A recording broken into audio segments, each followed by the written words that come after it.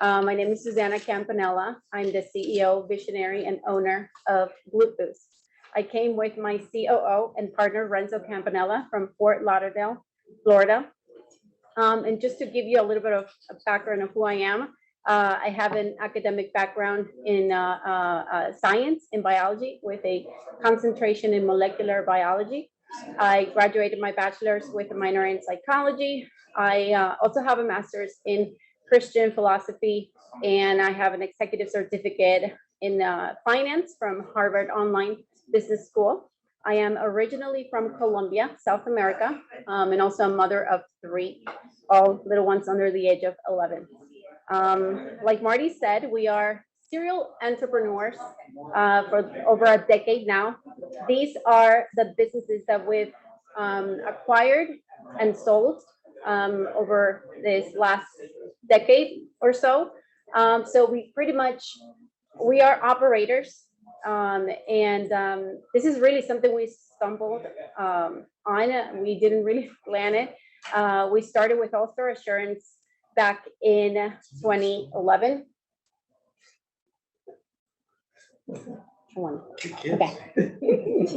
So we started, and I'll let, if you could go ahead and introduce yourself. Yeah, all right. Well, good morning. My name is Renzo Campanella.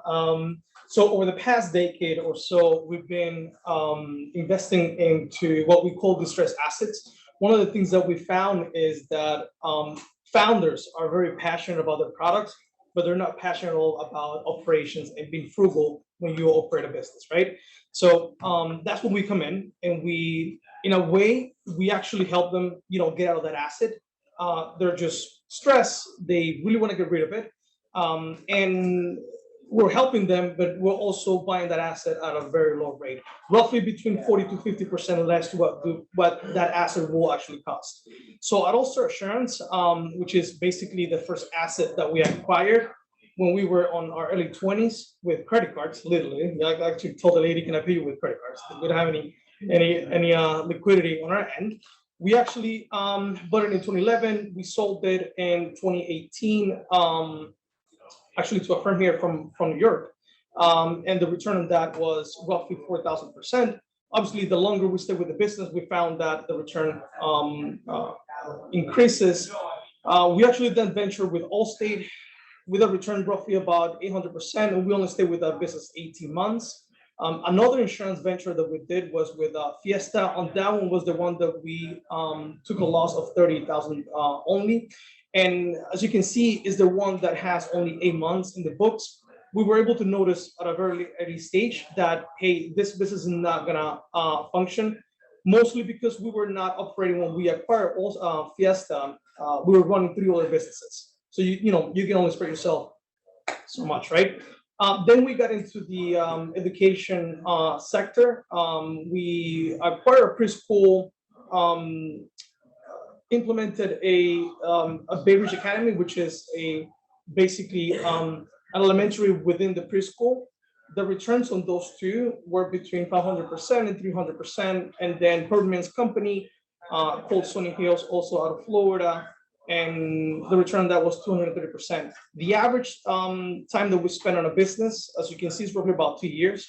And right now, the latest venture that we acquired is a company called Gluteboost out of Texas that we moved to Florida. And the All-Star Assurance company you bought for $45,000? 45 grand, and we sold it for 1.65 plus a consultant agreement with them for 5 years at 150 grand a year. That's pretty nice. Yeah. That's good business. So pretty much all of these years with all of these businesses, we became passionate about operating businesses, but improving, doing the inside work first, and then being able to understand the industry, understand the customers, and adjust to that. But it's pretty much for the majority of the businesses, you have pretty much the very same infrastructure that you need to have a successful operation and then be able to scale. So like I said, we understood the customer, something with whatever project we have at hand, we understand that we need to understand the customer. We need to know how to serve the customer and then keep low operating expenses. With all of that, we were bootstrapped. We were able to grab one profit here, use it over there, and so forth. And that really taught us to like be careful with every penny that you spend if you want to continue on this journey. So it's been pretty fun. So now let's get into Gluteboost. I can tell you I have never been as passionate about a business as I am right now with Gluteboost. Not only because of our products, but the ripple effect it is creating in other women's lives. So Gluteboost is a health and beauty company that offers innovative products for women's body shaping needs. We are revolutionizing the body shaping sector with powerful plant-based ingredients in topicals and supplements that deliver remarkable results. We are an answer to an emerging market seeking to shape their curves. And by curves, I specifically mean the buttocks, breast area, and the waistline. But in order to tell you more about the amazing things that are happening at Gluteboost, I have to tell you a little bit more about the problem we as women face. And that is body insecurities and body dissatisfaction. And to give you a better perspective, a randomized study from UCLA shows that 91% of women are unhappy with their bodies, resorting to dieting. 70% of women feel worse after reading women's magazines. And this is from the National Organization for Women. These are staggering numbers. Another staggering number is between the years 2015 and 2019, the total number of Brazilian butt lifts, which is a major surgical procedure, increased by 90%. And it continues to grow. So women want specific body shaping solution. And the data and our data shows that the body part women want to enhance the most is the bum, the buttocks. So what are our options? We either have plastic surgery, extreme exercise, or expensive treatments, but all of this is too expensive, too dangerous, and just too much. So when we decide we're not going to resort to these solutions, we internalize the dissatisfaction and we believe we're not enough. And when we experience failure in one area, it can negatively impact the rest of the areas in your life. It just percolates. It becomes a body and mind issue. And my friends, this is a global struggle. So what is the Gluteboost solution? Formulas and products that work. There are two aspects to the Gluteboost solution. And one of it, which is our main focus, is to provide formulas that deliver results. The Gluteboost solution is really rooted in the validity of these formulas. The second aspect of the Gluteboost solution, but before I go to that, I just wanted to let you know that every product has been carefully formulated to provide best possible results. We use innovative compounds created by some of the best scientists in the world. And we're very intentional about the delivery method we use for best formulation results. So the second aspect to the Gluteboost solution, which is what I call the beauty of Gluteboost, is in the validity of the formulas, giving life to the core value of the company. And that's to empower women, to close the gap between health and beauty and body and mind. Why? Because you can be healthy and beautiful at the same time. And to change your body, you have to change your mind. Our social media initiatives are centered around promoting beauty in its most diverse ways. This is, and also what our products promise women is to get results in a natural way. It gets them closer to their body goals and makes them feel great in their own skin. This is a Gluteboost way to empower women. These are our products. We're well known for our bum shaping line, but we have a broad product assortment. We have them categorized distinctively here by our lines. We group our products by lines for a specific area of concern. The average product pricing is $39. In that contrast to surgery, how much does surgery cost?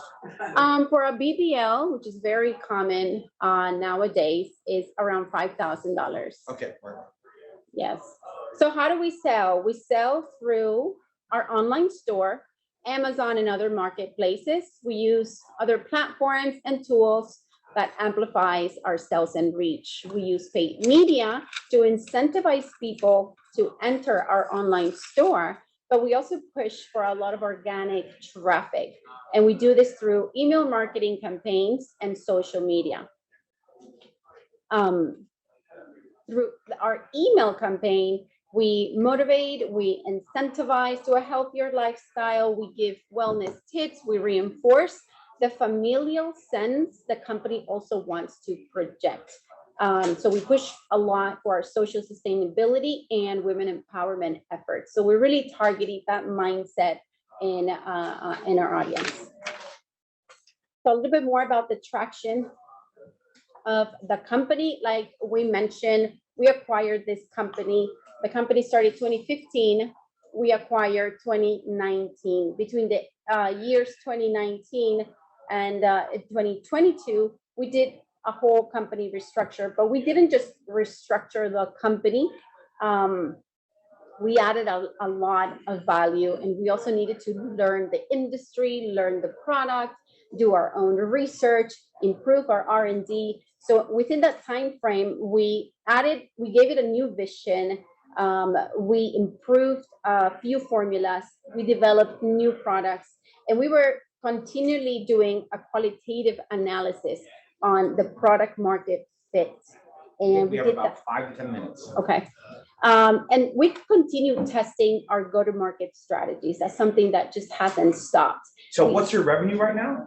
So this year we are projected to close at $2 million. We, in 2019, you can go to the bar graph. In 2019, when we acquired the company, that was the very first year we were actually EBITDA negative. From that point on, we've always been EBITDA positive.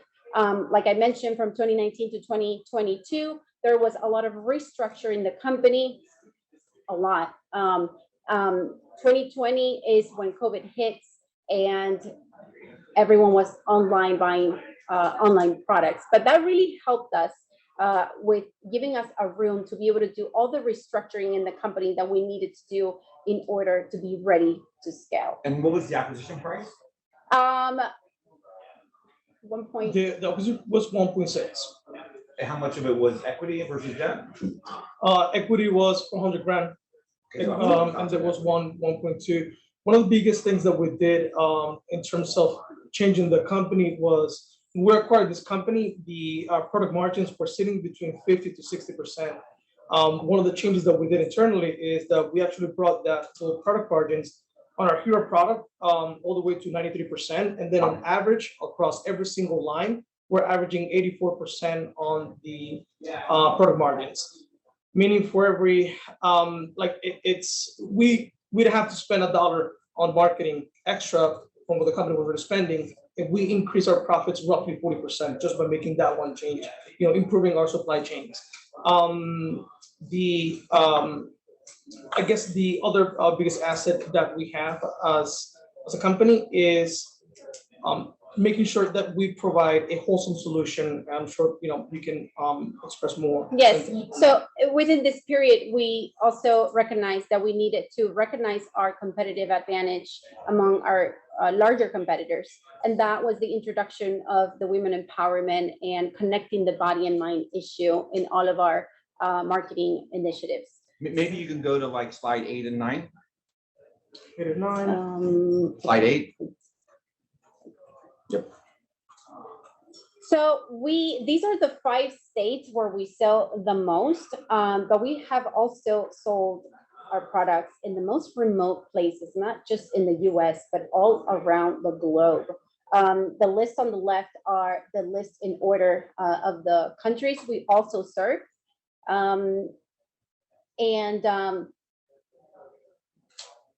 Yes. So our approach, even though it's when it comes to our marketing efforts, are very much localized to the U.S.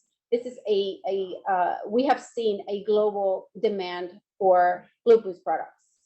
Our buyer persona are Latina, African American, millennial, Caucasian, between the ages of 24 and 45, around the middle socioeconomic class.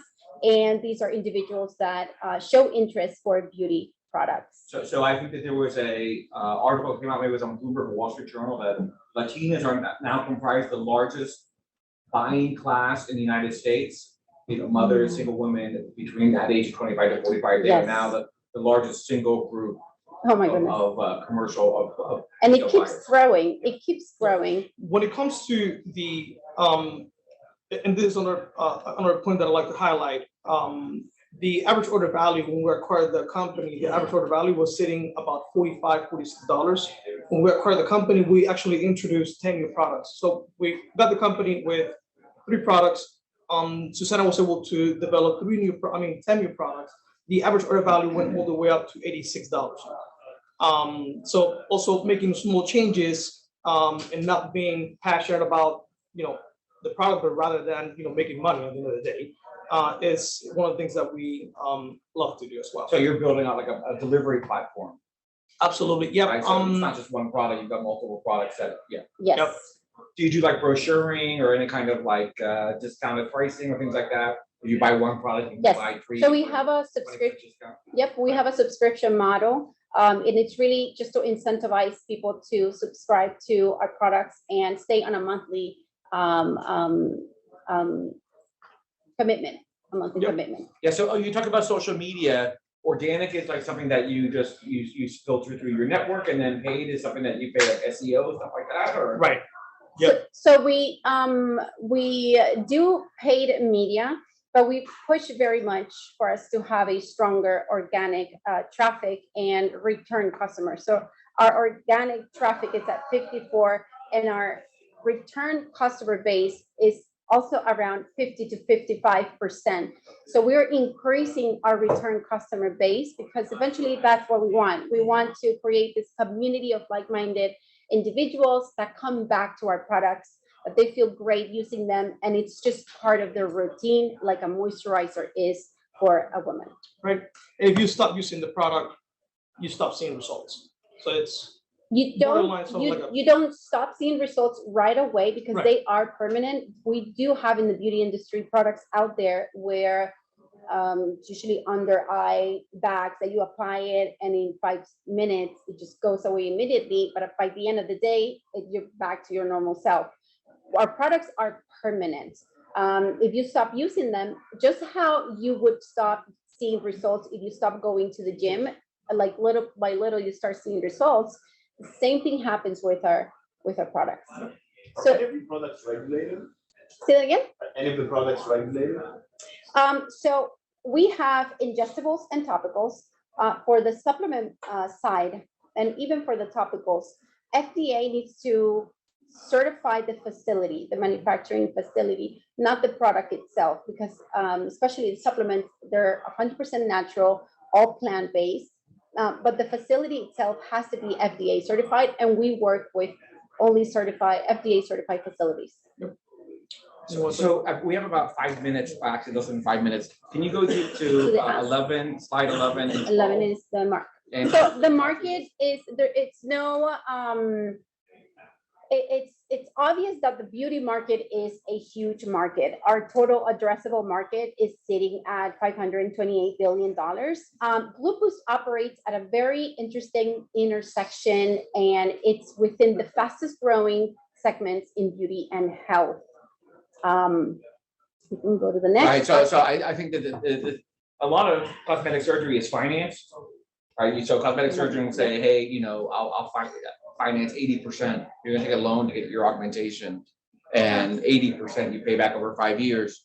It's almost like a mortgage. So the great thing is that people, naturally people will say, great, I can use this for $50 a month. Exactly. So we want to offer women a way economical option to care for their bodies, see results, and actually be motivated to go to the gym, start a healthier lifestyle. Have you ever thought about distributing this through doctors?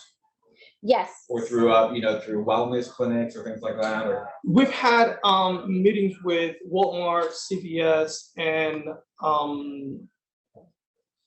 Lloyd's Pharmacy out of the UK.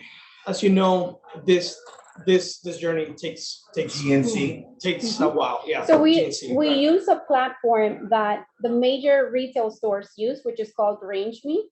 So we're using that, and we are actively knocking on big retailer stores. So just to give you a little bit of perspective on our competitors, Sol and Macy's are very similar to what we do. We are different in our product formulation. Our product formulation is different, but they cover the whole foam shaping industry. Sol de Janeiro received an investment in 2019 for $14 million, and they were acquired by a huge beauty conglomerate, L'Occitane, for a majority stake, valuing the company at $450 million. Macy's is a younger company. You can go back to the barrel. Macy's received. Yeah, I would just stay on this slide, yeah. Macy's received a minority investment of $30 million in 2021. So there's a huge potential for scalability, and it's almost endless. At the end of the day, any woman in the world becomes a potential customer. I think it definitely has a great appeal to a growing segment in the U.S. population, that's for sure. So this is really fantastic. I have some introductions to make for you offline. There's a lot of people who are just specialists in this sector. And when I was with New York Angels back in the early 2000s, this kind of stuff we used to look at all the time. There's people who specialize in this stuff, et cetera. So great job. Thanks so much. Thank you.